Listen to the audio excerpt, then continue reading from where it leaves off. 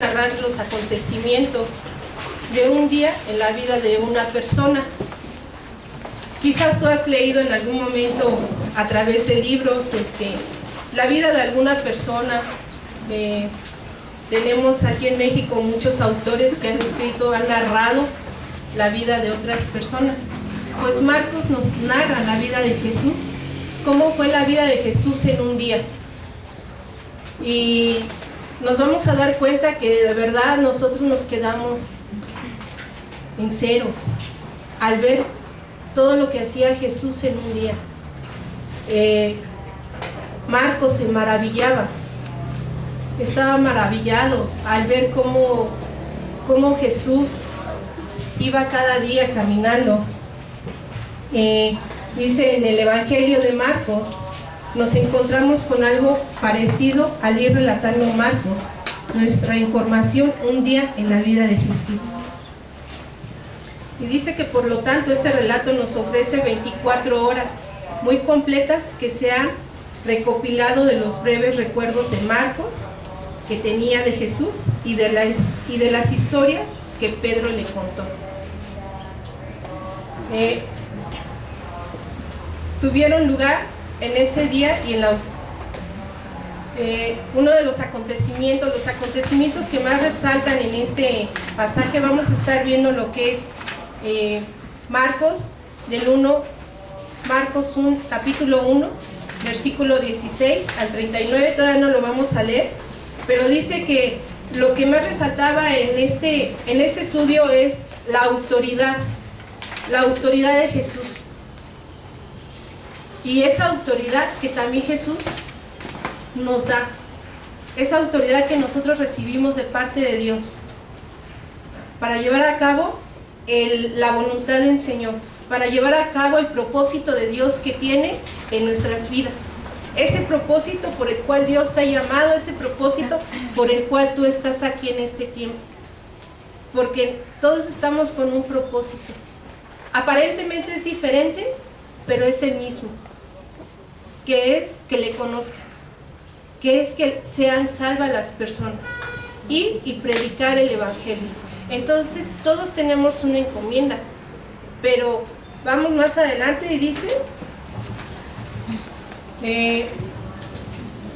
ya hablamos de que Marcos, lo que le impactaba, Marcos estaba maravillado de nuestro Señor Jesús, pero también nuestro narrador aquí nos tiene una consideración y un pensamiento. Realmente es un pensamiento, porque así como una aclaración exacta no lo hay, de que piensan que Marcos era aquel joven rico que se acercó a Jesús y quería conocer el reino de los cielos, quería conocer ese reino de Dios. ¿Y qué le dice Jesús? Vende todo lo que tienes y sígueme. Dice aquí el narrador, yo estoy personalmente convencido de que Marcos era aquel joven que hizo exactamente eso. Entregó todo cuanto poseía y siguió a Jesús. Si ese es el caso, justificará la aparente fascinación que sentía con la fuente de poder con la que actuaba Jesús. Marcos se siente impresionado con la autoridad de Jesús, a pesar de lo cual encuentra en él la característica del siervo. Recordemos que siervo es un servidor. En griego significa doulos, servidor, esclavo, súbdito. Eso es lo que significa un siervo, es un servidor, un esclavo, alguien que trabaja. ¿Para quién? En este caso estamos hablando de la vida de Jesús. Y él era un siervo, él era trabajador. ¿De quién? De Dios mismo, ¿verdad? Y dice más adelante, Marcos resulta difícil entender cómo era posible que un siervo tuviese autoridad, pero el tema se entrelaza en todas estas historias como un principio radical. ¿Y por qué es un principio radical? Dice que se maravilla él porque si él era ese joven rico, él tenía gente a su disposición y él era el que mandaba, y él era el que tenía la autoridad. Pero aquí vemos que aquí Jesús era un esclavo, era un servidor, pero Dios le había dado autoridad. Y eso es a lo que nos quiere llevar este evangelio. Podremos ser líderes en el ministerio en el que estemos sirviendo, pero somos servidores de Dios. Ajá. No somos más altos que otros, ¿no? Aquí quien es la cabeza es Cristo de la iglesia. Nosotros somos esos servidores. Se entrelaza en estas historias y el cambio radical. ¿Por qué? Porque cuando Jesús viene a nuestras vidas, viene un cambio radical. Ahorita lo vamos a ver más adelante, cómo es que los discípulos, en ellos hay un cambio tan radical, que es totalmente dejas todo, ¿no? En este momento, ¿qué dejaste en tu casa? Tal vez dejaste a tu familia, a tus hijos, decidiste no trabajar el día de hoy, aunque no te paguen, por venir y estar en lo que Dios te manda hacer, en ese llamado que Dios te ha dado, en ese llamado que tú tienes de parte de Dios, y que has sido sensible, gracias a Dios, has sido sensible a recibir, que has dispuesto tu corazón en este tiempo. Vamos a leer el versículo de Marcos, capítulo 1, versículo 16 al 20. Y aquí es cuando Jesús llama a 4 pescadores. Dice, andando junto al mar de Galilea, vio a Simón y a Andrés su hermano, que echaban la red en el mar, porque eran pescadores. Y les dijo, venid en pos de mí, y haré que seáis pescadores de hombres. Y dejando luego sus redes, le siguieron. Pasando de allí un poco más adelante, vio a Jacobo, hijo de Zebedeo, y a Juan su hermano, también ellos en la barca, que remendaban las redes. Y luego los llamó, y dejando a su padre Zebedeo en la barca, con los jornaleros, le siguieron. Ese es el cambio tan radical. Dice que ellos estaban trabajando, andando junto al mar de Galilea, vio a Simón y a Andrés su hermano, que echaban la red en el mar, porque eran pescadores. Y aquí en nuestros comentarios dice, sería una terrible equivocación creer que era la primera vez que Jesús había visto a estos hombres. Y yo creo que para que tú dejaras tu casa en este tiempo y vinieras a aprender del Señor, a recibir, a instruirte, creo que en ti ya había conocimiento de Él. Ya es porque ya comenzaste una comunión con Dios, tienes una comunión con Jesús. Porque si yo ahorita le digo a una persona que va pasando y le digo, vente, deja todo lo que tienes y vente, siéntate, me va a decir, pues, ¿cómo crees, no? ¿Cómo crees? A menos, y aún así, ¿no? Diríamos, aún así una persona que esté en malas condiciones, siempre y cuando yo le ofrezca algo, es que se va a acercar y se va a sentar, pero si no, no. Entonces, los discípulos, en este tiempo, cuando Jesús pasa y los llama, es porque ya lo conocían, porque ya habían escuchado de Él. Y de verdad que es necesario leer detenidamente y apoyarnos en otros estudios. ¿Por qué? Porque a veces nuestra mente es tan corta o estamos tan entretenidos, distraídos, que cuando estamos leyendo pues pensamos, no, pues los discípulos dejaron todo y se fueron, ¿no? Y así. Y pensamos que en ese momento empezaron ellos. No, en ellos ya había conocimiento. Porque recordemos que Juan el Bautista ya les había predicado del arrepentimiento. Ya les había predicado del reino de los cielos. Vamos más adelante a leer Dice, eran discípulos de Juan el Bautista y Jesús había estado antes con ellos en Judea, y ellos le habían estado siguiendo durante un tiempo como sus discípulos. De modo que esto no es su primer encuentro, sino que es el relato de su llamamiento oficial a un discipulado continuo. Entonces, ellos no estaban empezando a conocerlo, sino que en ese momento ellos estaban siendo llamados ¿a qué? A un discipulado.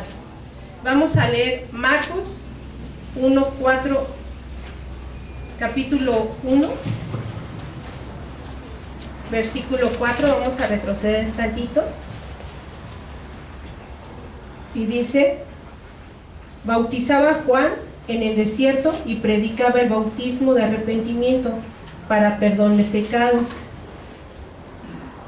Y salía a él toda la provincia de Judea y todos los de Jerusalén, y eran bautizados por él en el río Jordán, confesando sus pecados. Vamos al 7 y al 8, dice: y predicaba diciendo: viene tras mí el que es más poderoso que yo, a quien yo no soy digno de desatar encorvado la correa de su calzado. Yo a la verdad os he bautizado con agua, pero él os bautizará con el Espíritu Santo. ¿Con qué nos viene bautizando Jesús? Con el Espíritu Santo. Juan el Bautista bautizaba con el agua, pero Jesús nos bautiza con el Espíritu Santo. Más adelante dice, vamos a ver qué es lo que dice Mateo. Vamos a Mateo 3, 5 al 6.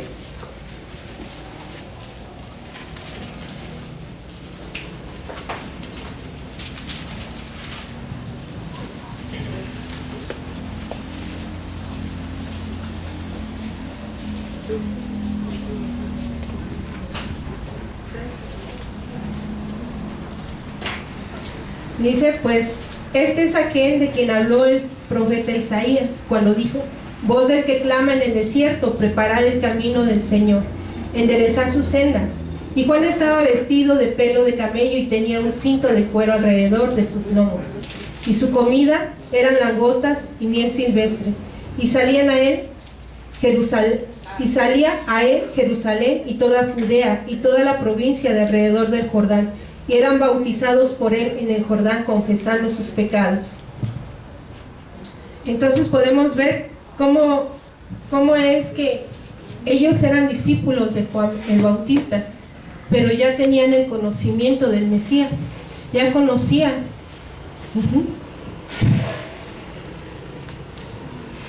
Antes de que pudieran convertirse en pescadores de hombres, sería preciso que su mente se ampliase y fuesen más universal. Y esto se refiere cuando está hablando con relación a los pescadores. Ellos no eran personas preparadas, ellos no eran personas de letras. Aunque posiblemente cuando ellos, aquí en la narración nos dice, y en la Biblia nos dice, que cuando ellos dejaron y siguieron a Jesús, dejaron sus redes. En ese momento habla de Simón y Andrés, que ellos estaban echando en ese momento las redes para los peces, para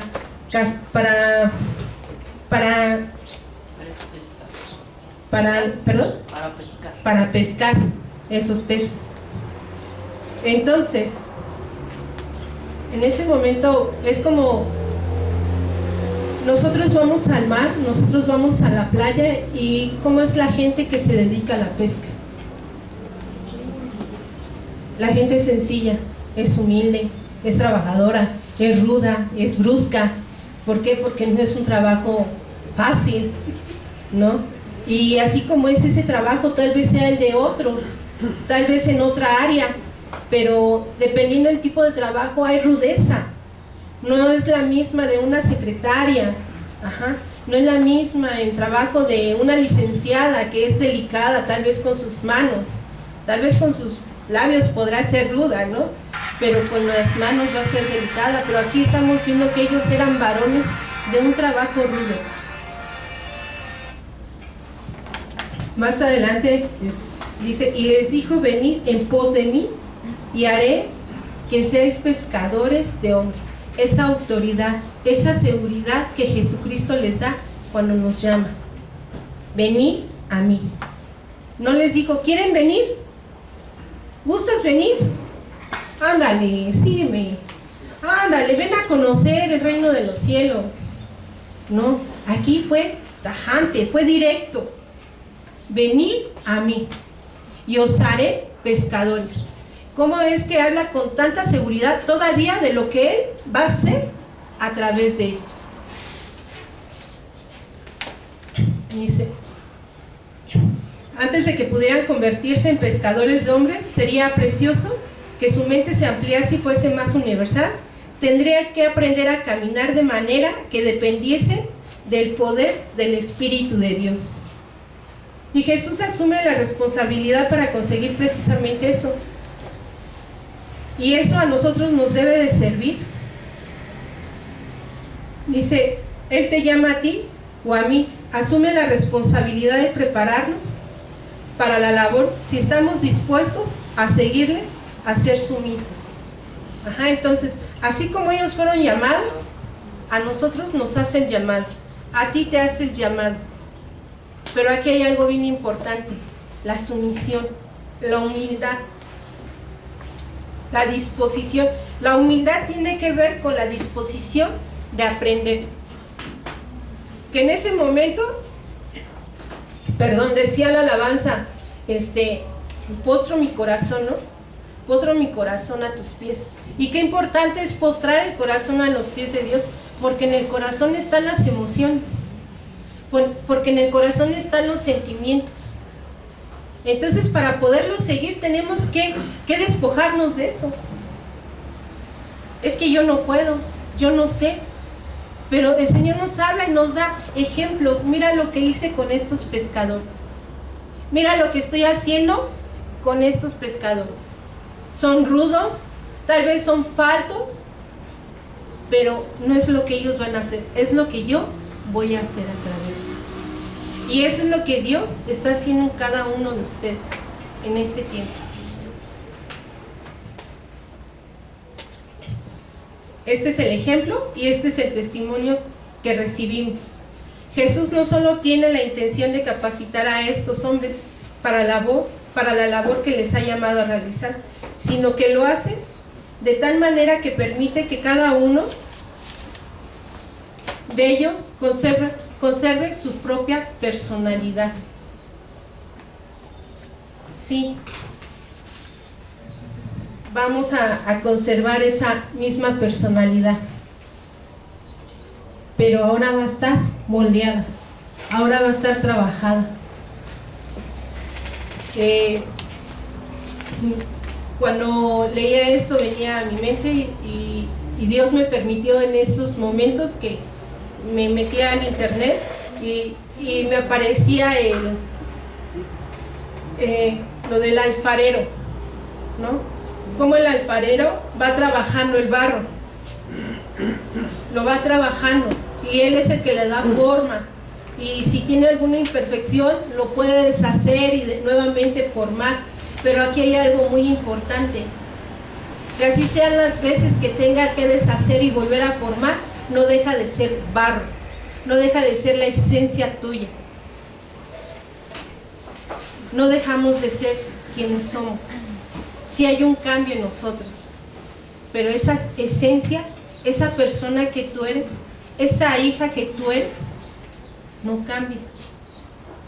Por eso es que, es decir, si cada uno de nosotros tenemos un carácter diferente, a lo mejor no somos tan suaves como otros, a lo mejor no somos tan didácticos como otros, pero esto que somos es lo que Dios moldea, es lo que Dios acomoda de manera que tu mismo carácter sirva para su propio servicio. Sí, sí. Algunos seremos muy efusivos, otros muy serios, otros más o menos, ¿no? Pero ese carácter Dios lo va a transformar. Quizás en el pasado eras una persona demasiado efusiva, relajienta, ¿no? pero pues dentro de ese relajo tomabas, ofendías, lastimabas, herías. Como decir que teníamos, bueno, un carácter o una forma de ser sin propósito, y en Cristo se hace con propósito. Con propósito, para Él. Ajá. Que dice la palabra de Dios, que en Cristo Jesús nuevas criaturas somos. Que las cosas viejas pasaron, he aquí todas son hechas nuevas y nosotros somos nuevos. Y creo, bueno, según yo, creo que uno de los ejemplos que más podemos ver en la Biblia creo que es Pablo, ¿no? Antes de ser seguidor de Cristo, él perseguía a la iglesia, ¿no? Y dice que él fue enseñado por el Sanedrín, o sea, por unos maestros muy inteligentes, ¿no? Entonces yo veía en la Biblia y él era muy terco, ¿no? Él era muy aferrado a sus convicciones, y entonces esas mismas convicciones lo hicieron perseguir a la iglesia, pero cuando vino a Cristo, pues ya lo conocieron diferente como el león del Señor, ¿no? Entonces por esas mismas convicciones lo conocieron, pero solamente que Cristo lo fue moldeando a su manera. Sí, y que realmente conoció la verdad. Ajá. Vino la verdad a él, porque tuvo un encuentro con Jesús directamente. ¿Y que se dejó? Porque Que se dejó moldear. Esa es la importancia, ¿no? Desde el principio, el postrar tu corazón a Dios, el postrar tus emociones, tus sentimientos. Siento que no me gusta, siento que no me agrada, siento que no está bien, siento que esto no es correcto, o sea, deja tus sentimientos, hazlos a un lado y a ver, ajá, las emociones. Es que ahorita no me siento feliz como para recibir, me siento triste, como que ahorita la palabra, no, hazlo a un lado, despójate de eso. Ajá. En ese carácter que Dios te dio, tal vez eres una persona demasiado activa, ¿no? Se te dan los chistes, se te da ¿cómo le dicen? Directos, hay que ser directos, se te da el cotorreo. Ajá. Se te da, no te cuesta trabajo. Pues ese carácter que tú tienes, Dios lo va a formar, lo va a transformar, le va a dar esa gracia, ese propósito, que es a través de la palabra de Dios. Sí, antes tus labios hablaban palabras sin sentido, ¿no? Ahora tus palabras van a tener sentido, van a tener propósito. Ahora van a ser palabras limpias. Y vas a seguir ¿por qué? Porque tal vez va a venir una persona que haga mancuerna, ¿no? Contigo, que sea moldeable a través de ese carácter tuyo. Dios te va a usar para esa persona. Ajá. Y normalmente es siempre uno y uno, porque imagínate, dos tan alegres, son una bomba, ¿no? Y llega un momento en el que se fastidian, ¿no? Entonces pone medio y medio, ¿no? Uno altito y uno bajito para que haya un acople bien. Entonces, ¿qué pasa muchas veces? Hay gente que viene del menosprecio. Cuando una persona viene del menosprecio, es muy callada. Ajá. Se aísla. Es una persona insegura. Le cuesta trabajo platicar. Le cuesta trabajo convivir. ¿Y qué hace la otra persona que es más alegre? Pues la va a atraer. La va a atraer, y ahí es cuando Dios la va a usar en la palabra de Dios. Entonces, va a ser la misma esencia, va a ser ese carácter tuyo, pero ahora transformado. Ajá. Eres carácter fuerte, tal vez porque Dios te va a poner unos alumnos bien relajientos, ¿no? Entonces Dios te pone con un carácter más serio, ¿no? Porque si no, imagínate, relajientos ellos y relajiento tú, pues es una fiesta en la clase. Y tiene que haber un equilibrio en la clase. Dice Marcos, Jesús, Él es el poder en la vida cristiana, el que vive en nosotros y se manifiesta a través de nosotros, sea cual fuere la exigencia en la vida, pero el resultado siempre conserva algo de nuestra individualidad. Lo glorioso del llamamiento cristiano es que todos recibimos el poder de ese Dios poderoso. Dice que todos, ¿qué? Pero que no perdemos ninguna de esas características a nuestra propia personalidad.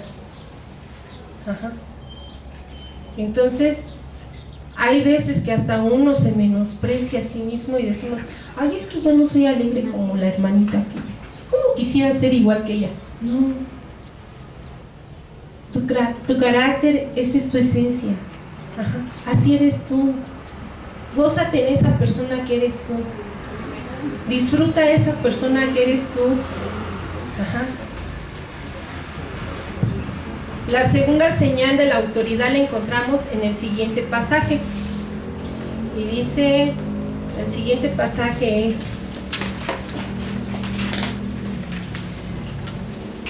Jesús enseñaba en las sinagogas.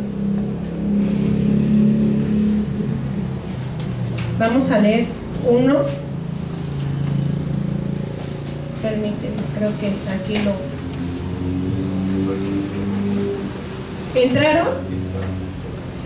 Entraron, vemos que había en plural, es decir, iban a Capernaum, Pedro, Andrés, Santiago y Juan, con nuestro Señor en Capernaum, y seguían entrando él en la sinagoga. Los sábados enseñaba y se asombraban de su enseñanza, porque les enseñaba como quien tiene autoridad y no como los escribas. Dice que enseñaba como quien tiene autoridad.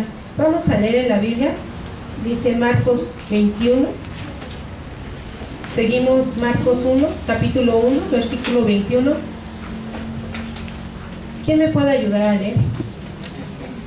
Levante su mano, por favor.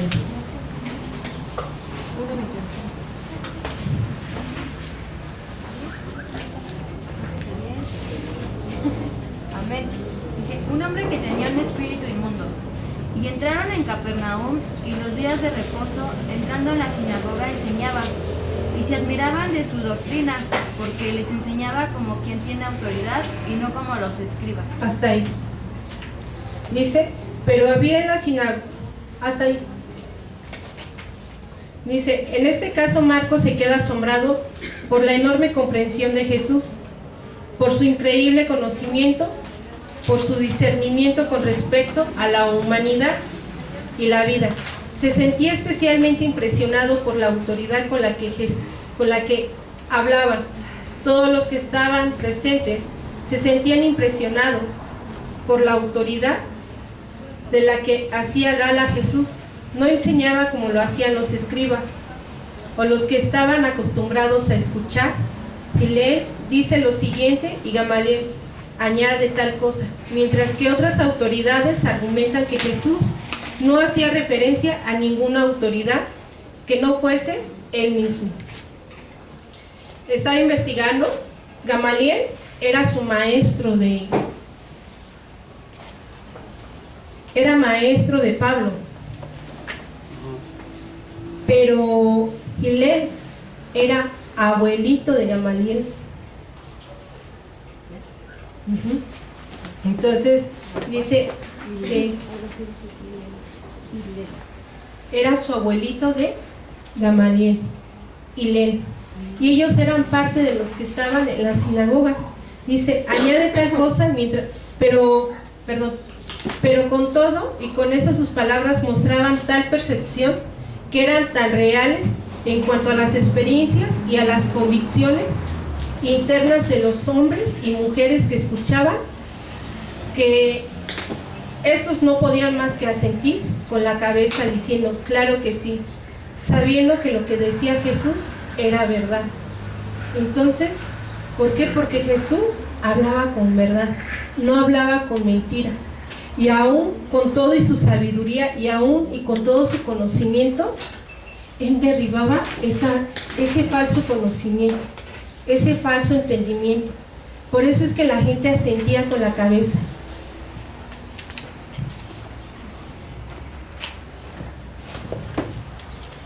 Dice, era una verdad que le presentaban autenticidad, que correspondían con la convicción interior de cada una de las personas que escuchaban, de modo que sabían que Jesús conocía los secretos de la vida.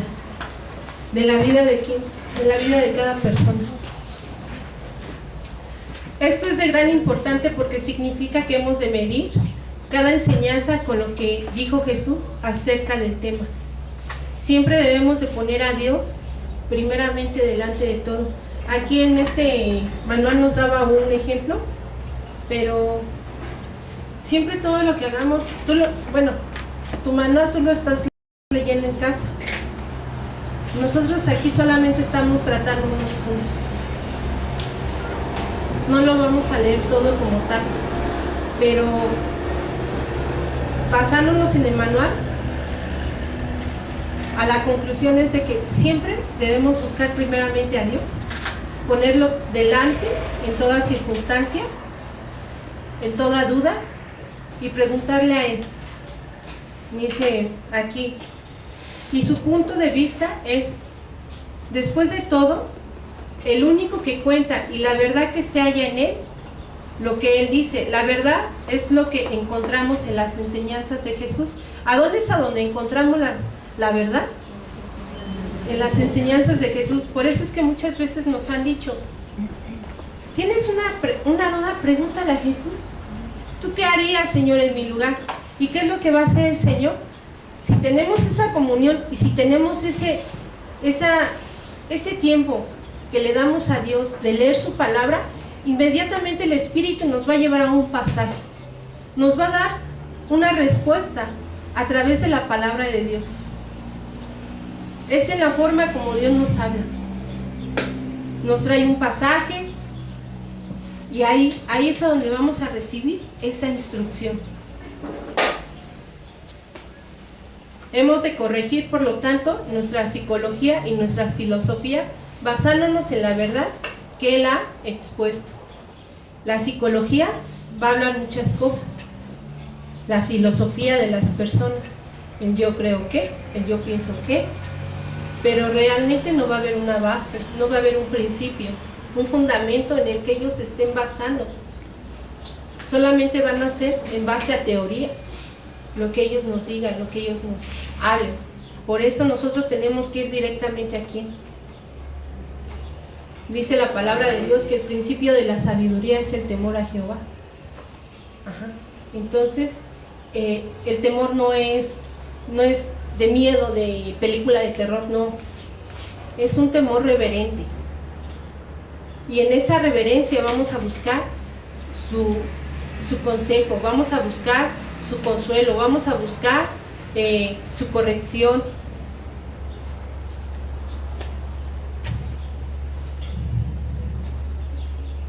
¿Ya están durmiendo? No se duerman.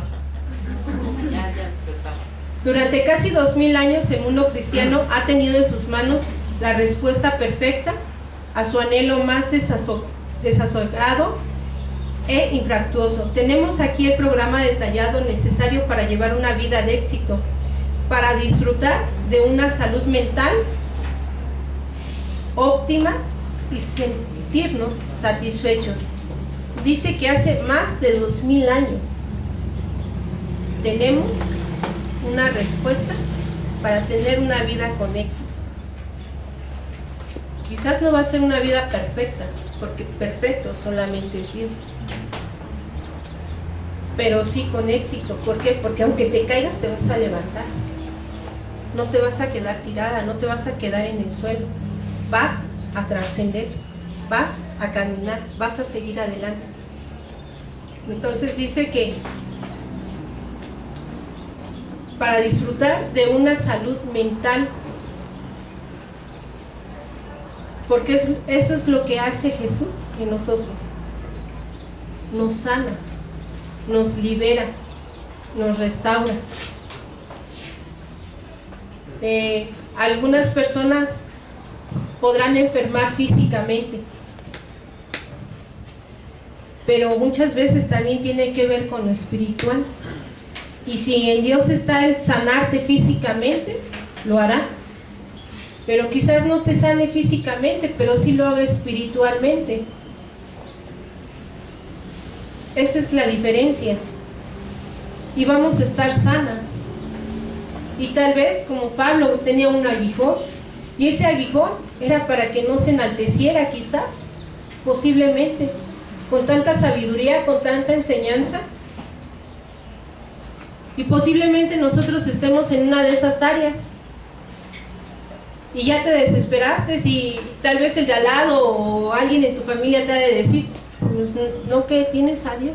¿Dónde está tu Dios?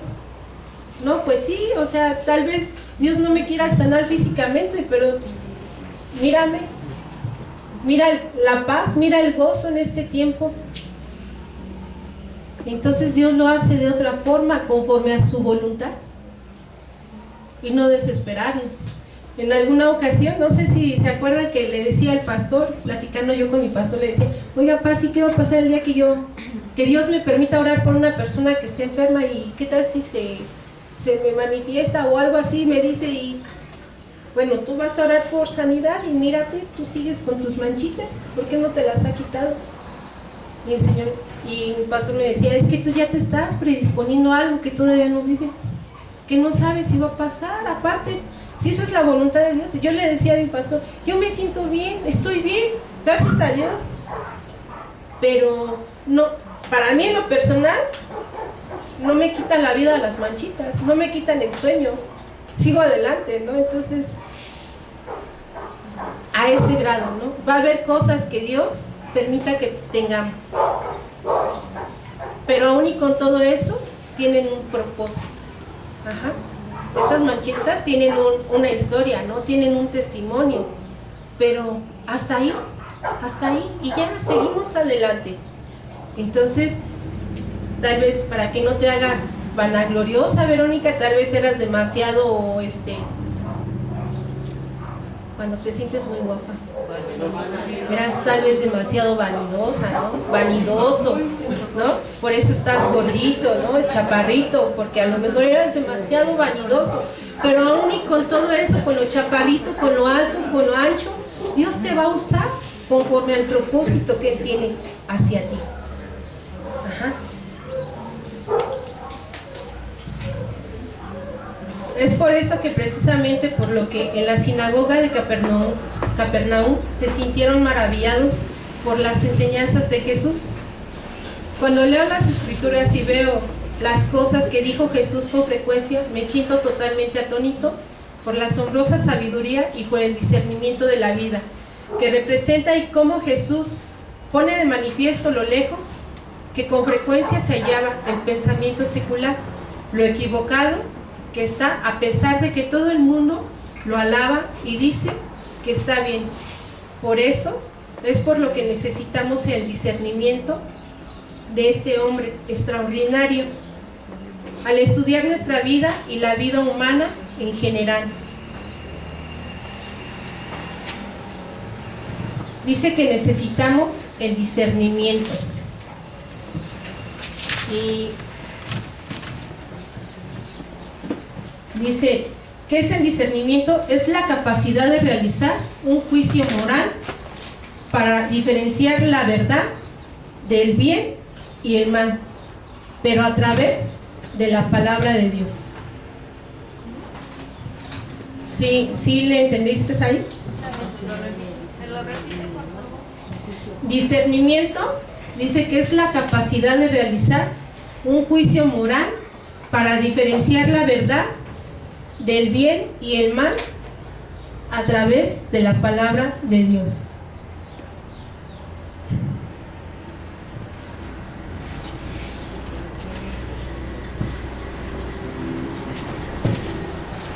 El siguiente dice, la siguiente señal de autoridad de Jesús es una respuesta asombrosa a la enseñanza de Jesús en la mañana del sábado que encontramos en los versículos 23 al 28. Vamos a leerlo.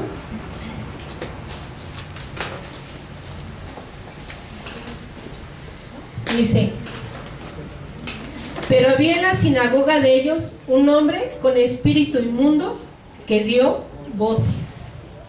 Ahí nos detenemos tantito, dice, pero había en la sinagoga un hombre de ellos con espíritu inmundo que dio voces. platicaba con mi esposo y le decía, pues era una, o sea, aquí nos dice que había con ellos, había en la sinagoga de ellos un hombre con espíritu inmundo. Y le decía, igual y ni se le notaba, ¿no? Ni se habían percatado de que había un hombre ahí, ¿no? Sentado, ajá, en medio de tantos, ¿no?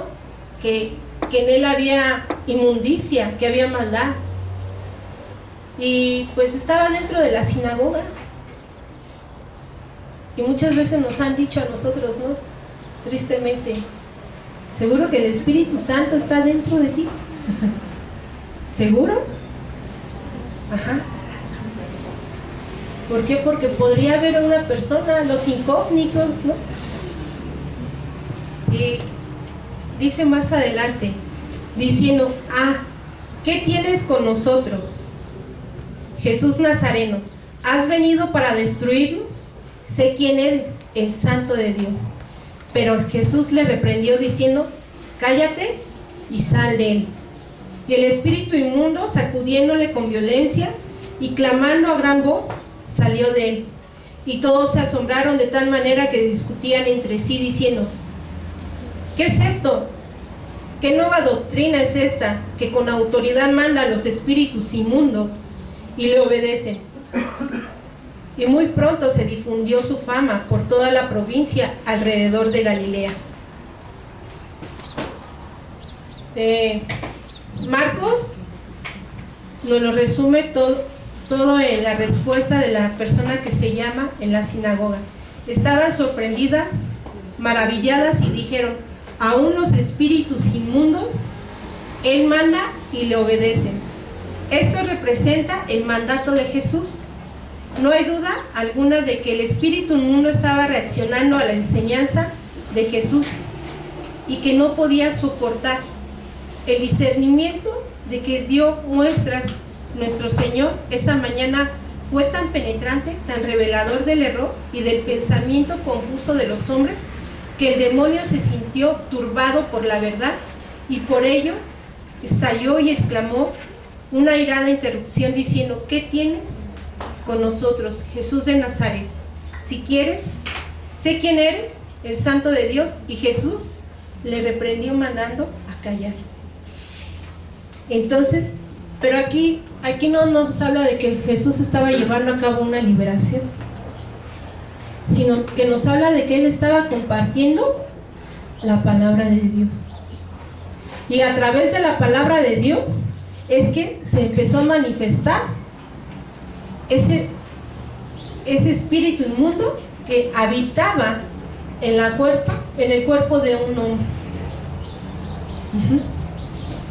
Entonces, ¿qué es lo que trae libertad a la persona?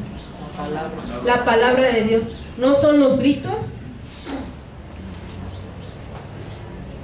no son las corridas, salte y fuera de aquí. No, es la palabra de Dios lo que va a sacar a relucir. Primero se va a manifestar, primero te va a gritar, te va a ofender, va a llorar, quién sabe qué vaya a hacer, ¿no? Pero aquí Jesús nos enseña esa autoridad. Cállate y sal de él. No hubo más. Tengo una pregunta, ¿es la palabra o es la autoridad que Jesús ejerció? Es.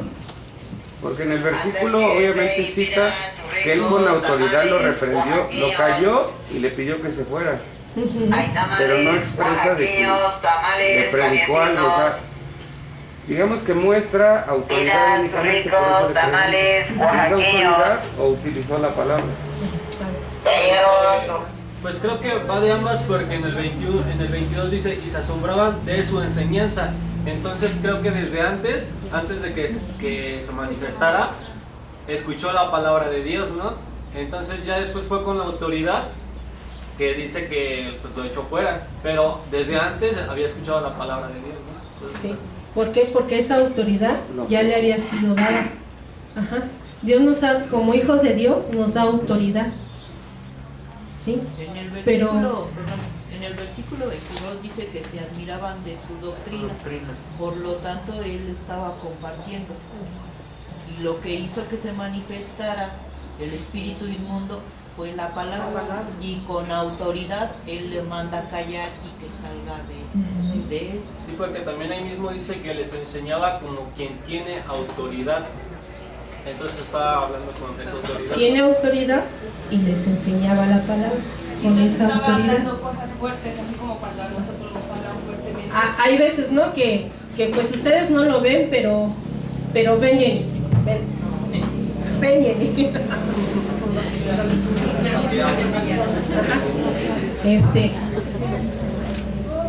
Míralos a ellos. A todos. Ajá. Aquí adelante, la mirada de cada uno se alcanza a ver, se alcanza a mirar, se alcanza a percibir. No te platica. Desde aquí. Entonces, dice que él les enseñaba, pero él tenía autoridad para silenciar. ¿Por qué? Porque él tenía una comunión con Dios. Ajá. Si no hay comunión, no vamos a tener. Los espíritus inmundos se van a reír de ti, te van a decir, ¿tú quién eres? A ti ni te conozco. Ajá.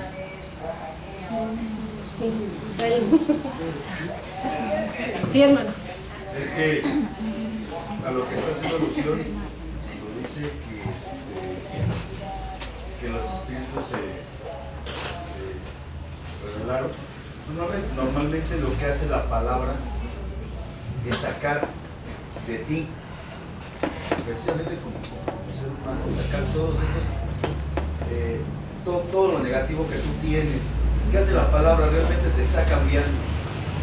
Ahí lo que hace es se revela. La palabra a ti te revela quién eres realmente por dentro. Ajá. Sí, por eso lo expone. La autoridad, sí, obviamente ya la traía Jesús, que le es dada la autoridad. Pero el punto es quién eres por dentro. La palabra es la que te enseña quién eres. Porque la palabra viene específica. Te confronta. Si tú la sigues, te das cuenta quién eres por dentro. Realmente qué eres por dentro. Y sale. Sí. Deja ver qué traes dentro. Mariana. Yo digo también que, como dice la hermana, que estaba hablando Jesús fuerte, y aparte como en el Everest, ¿no? O sea, cuando a uno le están tocando su pecado, pues uno se libera, ¿no? Se incomoda. Sí. Te incomodas, ¿no? Por eso le decía a Jenny, ven y mira de este lado, porque desde aquí podemos ver lo que Dios está haciendo a través de la palabra. Desde aquí podemos ver sus rostros. Ajá. Hay veces que la palabra nos incomoda y nos molestamos. Ajá. Y el otro día nos decían, ¿no? Nos decían, hasta los dientes rechinan, ¿no? Porque no es grato lo que estás escuchando, porque Dios te está en ese momento confrontando a través de la palabra, te está exhortando, te está consolando. Entonces, ese reflejo de la palabra, lo que trae y lo que manifiesta en cada uno de nosotros, pero nos trae, tiene un propósito la palabra de Dios, liberarnos del pecado. Ajá. Bueno, lo que comentaba, en ese tiempo Jesús contrastaba mucho en las enseñanzas de los escribas, ¿no? Que eran los expertos en el Antiguo Testamento, ¿no? Y leía un comentario en el cual mencionaba que era tan poderosa, personal y directa la enseñanza de Jesucristo que ellos se quedaban admirados. Era tanto el poder, la autoridad, que hasta los demonios dicen, ¿no? Que le conocían. Pero si nos basamos en lo que realmente era Jesús, era porque realmente su deidad, su autoridad, Por la deidad. cómo hablaba, a veces cómo hablamos nos define como personas, ¿no? ¿Qué tanto tienes de moral? ¿Cómo te han enseñado? ¿Cómo dirigirte hacia las personas? Y así yo veo a Jesús, ¿no? El Padre se manifestaba por medio de él, y entonces los demonios decían, ¿qué tienes contra nosotros, no? Porque realmente le conocían a Pedro, ¿no? Más adelante en un pasaje vemos, ¿no? Yo conozco a Juan, yo conozco. Pero tú, dice que los arrastró a unos que y entonces a veces, no, en tu nombre eché fuera demonios, en tu nombre. Pero realmente Sí, no vemos cómo es. En complemento a lo que dice Yair, ¿no? O sea, sí es la forma de expresarte, de cómo hablar, tu testimonio. Puedes tener de algún modo un testimonio bueno delante de la gente, pero como decía usted también, si no tenemos esa relación con el Espíritu Santo, que al final es el que nos va a dar la autoridad sobre cualquier, no sé, demonio o alguna situación de estas, si nosotros no tenemos esa buena relación con el Espíritu Santo, pues es como si Jesús, sí sabemos que fue un hombre de testimonio en la tierra, pero que realmente le daba la autoridad era el Espíritu Santo. Ajá. Sin el Espíritu Santo en nuestra vida nosotros no podemos hacer nada, porque al final somos seres humanos. Y recordar y tener algo bien presente. Y si es la voluntad de Dios, Dios lo va a sanar. Y si no, no. Ajá. Porque muchas veces eso no significa que la presencia del Espíritu Santo no esté en ti. Ajá. Pero si Dios no lo quiere sanar, no lo va a sanar. Pero tú cumples con esa responsabilidad, con eso que Dios pone en tu corazón de orar. Ajá. Pero eso no te tiene que llevar a que, híjole, no pude, no, o sea, tú llevaste a cabo lo que Dios pone en tu corazón, en tu vida. Orar por los enfermos, rogar al Señor, si es su voluntad, sanarlo. Ajá. Si es restaurarlo. Y la palabra de Dios es lo que lo va a hacer. Y tal vez no era el propósito, o sea, sí orar por la persona enferma, ¿no? Como dice, la voluntad de Dios es perfecta.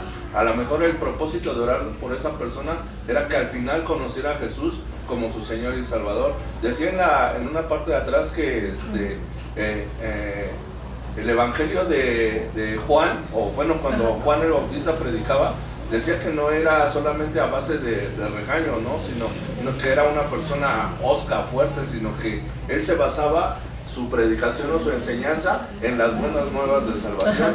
Entonces nosotros es lo que tenemos que ver, o sea, sí está la enseñanza, el orar por el enfermo, pero ¿cuál es el verdadero propósito? ¿Cuál es la voluntad de Dios? ¿Era que se salvara? Que fueran ¿O salvos? era que recibiera, o sea, se salvara físicamente o se salvara espiritualmente? ¿Cuál era el propósito? Al final, si no sanó, bueno, pues era la voluntad de Dios, pero como tal nosotros ya le compartimos las buenas nuevas de salvación. Ajá. Que ese es el propósito, que sean salvos. Y más adelantito es lo que vamos a ver. Sí, yo creo que mi comentario era respecto a lo que también estaba diciendo Ana Yair, que Jesús estaba en ese momento en la sinagoga. Entonces ahí vemos el punto de que pues, los dos conocen la palabra, pero ¿por qué los conocedores de la palabra, los expertos, los sacerdotes, no hacían lo que Jesús hacía, si ellos conocían bien la palabra? Entonces por eso especifica que Jesús lo hizo con autoridad. ¿Por qué? Porque a él le fue puesta. ¿Y a través de qué? Pues del Espíritu. Y recordemos que los escribas, como lo dice la palabra, eran los que escribían la ley, conocían la ley, pero no tenían el discernimiento, no tenían la presencia del Espíritu Santo. Ajá. Por eso es que no... la diferencia entre que todo lo que ellos enseñaban en las sinagogas, ellos se sentían agraviados porque Jesús venía y lo plasmaba. Ellos solo lo enseñaban, pero ellos miraban cómo Jesús plasmaba cada una de sus enseñanzas. Sí.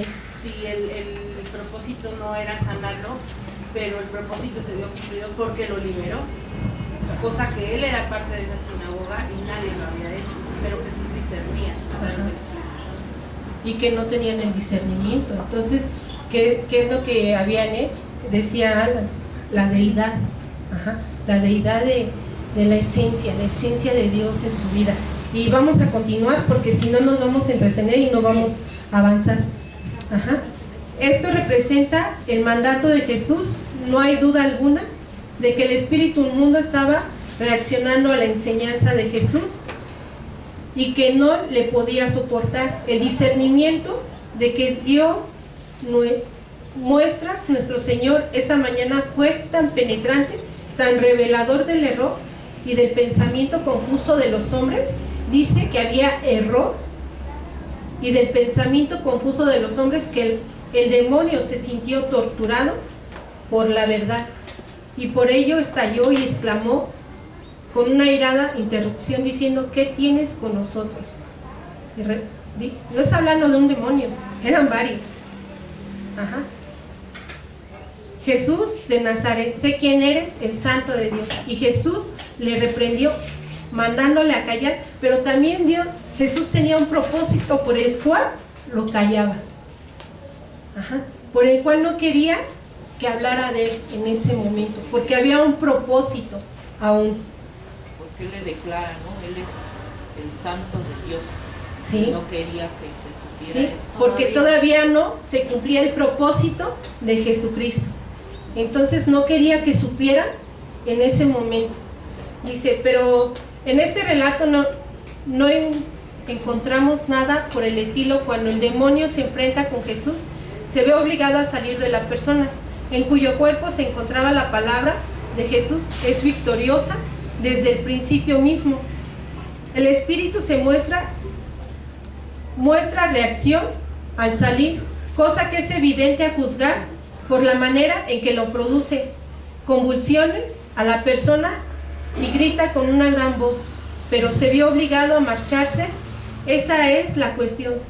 Se ve abrumado por un poder superior, y durante todos los siglos que ha transcurrido desde entonces, el único nombre al que temen los demonios es el nombre de Jesús. Ajá. Entonces,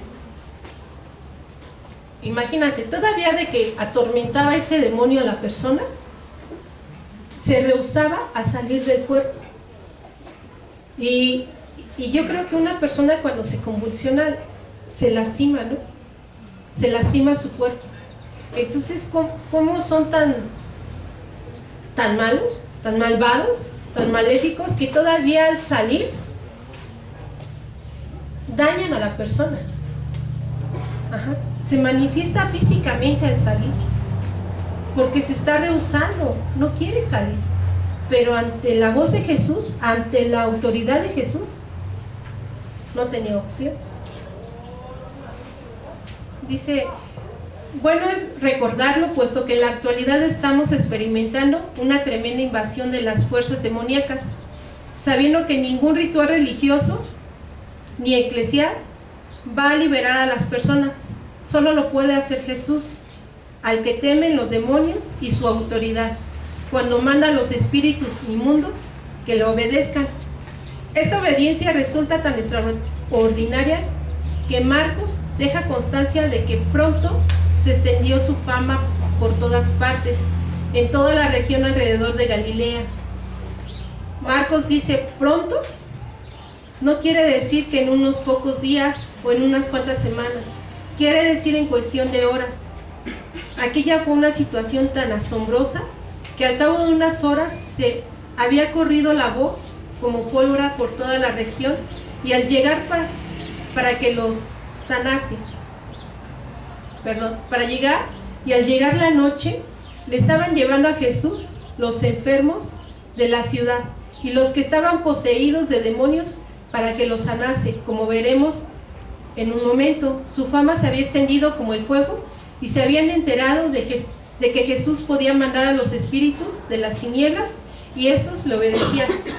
¿Qué tan rápido se corrió? Y eso que lo calló, y eso que no lo dejó hablar más. Ajá. Pero las personas que estaban alrededor vieron y dieron testimonio de lo que él estaba haciendo. Entonces, ahí va una actividad más que Jesús llevaba a cabo en un día. ¿Y nosotras cuántas llevamos en este día? O bueno, el día de hoy no, porque estamos aquí aprendiendo. Pero el día de ayer, el día de antier, ¿cuántas actividades llevaste a cabo? A veces con compartirle nada más a una persona quedamos y hasta ahí. En otras ocasiones decimos, hoy no trabajo, no se abre puertas, no se abre ventanas, hoy no nada. Ajá. O sea,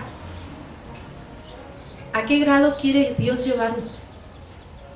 A no negarnos, Ajá. Jesucristo es el testimonio vivo de lo que Él nos lo muestra. Él usó, fue ese medio que Dios usó para darnos testimonio cómo Dios quiere trabajar en nosotros, lo que hagamos. Hay veces que hasta, no nada más con la palabra nos cerramos, sino tan solo el servicio en nuestra casa.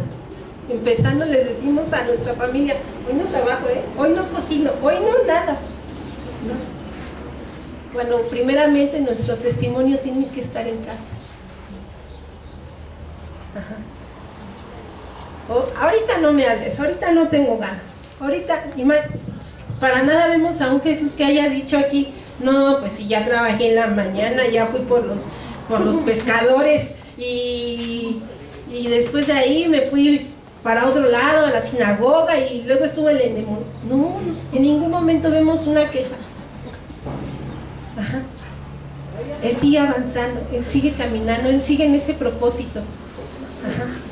Y eso es lo que quiere nosotros. Pero yo no te voy a cambiar. Ajá. ¿Quién es el que va a hacer que cambie? Dios. ¿A través de qué? A través de su palabra. Ajá. A través de su palabra que va a penetrar en nuestro corazón y va a salir. Ajá. Va a salir ese espíritu quizás de negación, que te niegas, que te rehusas a servirle al Señor. Ajá. Que, híjole, no, pues es que mi llamado no es pastor para nada, pero tampoco evangelista. No, mi llamado no es que yo esté todos los días en la iglesia, no. Estamos hablando del servicio al Señor. Y más adelante lo vamos a ver por qué es el servicio al Señor. A continuación nos encontramos con el relato de la noche, versículo 32 al 34. Vamos a leerlo.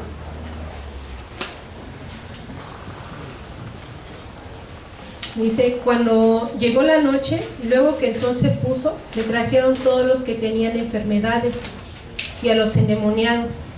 Y toda la ciudad se agolpó a la puerta y sanó a muchos que estaban enfermos de diversas enfermedades y echó fuera a muchos demonios, y no dejaban hablar a los demonios porque le conocían.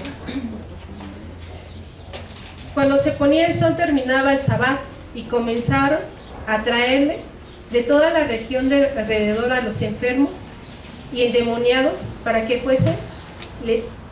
Jesús les sanase. Marcos nos dice que toda la ciudad estaba reunida a la puerta.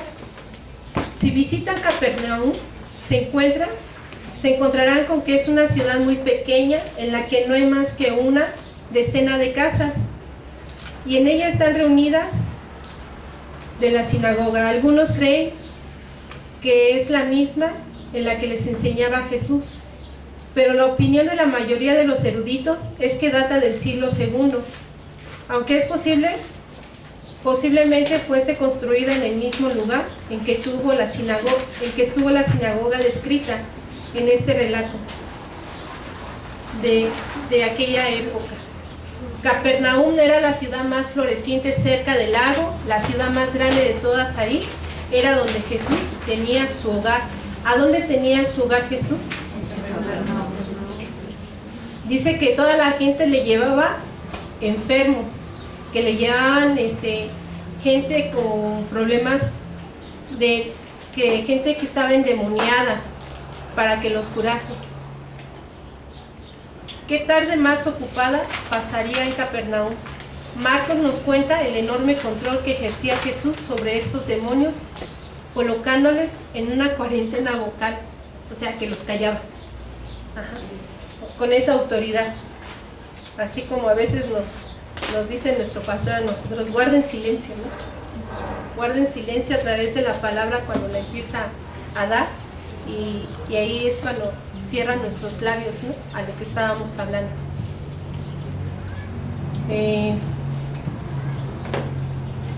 Jesús no les dejaba hablar porque le conocían, y esto altamente es significativo porque es la primera indicación. El deseo que con frecuencia manifestaba Jesús de trasladarle importancia a lo espectacular, manteniendo la situación bajo control para que él liberara a las personas de los demonios no pareciese un hecho extraordinario o para sanar físicamente. El propósito de Jesús era nuevamente, como decíamos, la salvación. Jesús, el propósito era que las personas fueran salvas. Es evidente que Jesús no quería verse rodeado por las multitudes, no por el motivo porque le seguían, no por las sanidades, sino por la salvación. Y la salvación iba a reflejar el servicio, en gratitud. No cabe duda de que Dios sana y de que debemos estar agradecidos porque lo haga, pero no solo bendiciones temporales como muchos.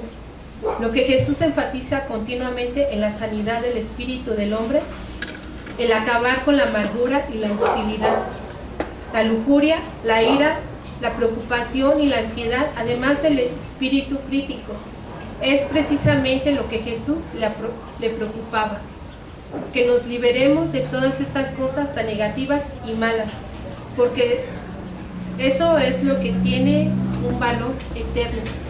La salvación, la sanidad del espíritu es algo permanente, por lo que Jesús le da la espalda a la fama popular. Entonces nosotros debemos de despojarnos de toda fama. Nosotros no debemos de buscar la fama. Nuestro propósito es que las personas sean salvas. Bueno, yo estaba igual, y en ese tiempo, en la ley rabínica, decía que estaba en contra de la ley llevar enfermos en la noche. En la noche no era como que muy bueno llevar a los enfermos a alguien. Pero era tanta la necesidad, se asombraban tanto, que entonces dice que agolpaban la puerta de Pedro. Era tanto la necesidad, pero como decía bien el manual, a veces solamente buscamos a Dios cuando estamos enfermos, cuando estamos necesitados, cuando realmente necesitamos un milagro o estamos en debilidades, no sé. Pero bien mencionaba el manual, hay que acercarnos a Dios no solamente por bendiciones o milagros temporales, sino porque sabemos que nuestros tesoros no están aquí en la tierra, o sea, eso lo sabemos, ¿no? Sino porque buscamos realmente agradarlo a Él, no en, como decía aquí, ¿no? No, tú estás enfermo, ¿no? Y luego, Señor, tengo un problema, Señor. Pero ¿qué tal cuando tienes dinero, cuando estás feliz, cuando estás... ¿Qué pasa? Realmente ahí vemos nuestro carácter, o tenemos que demostrar el carácter de Cristo. Escuchaba unos comentarios y decía, un cristiano tiene que oler a Cristo, tiene que saber de Cristo y tiene que vivir como Cristo. Eso es un cristiano.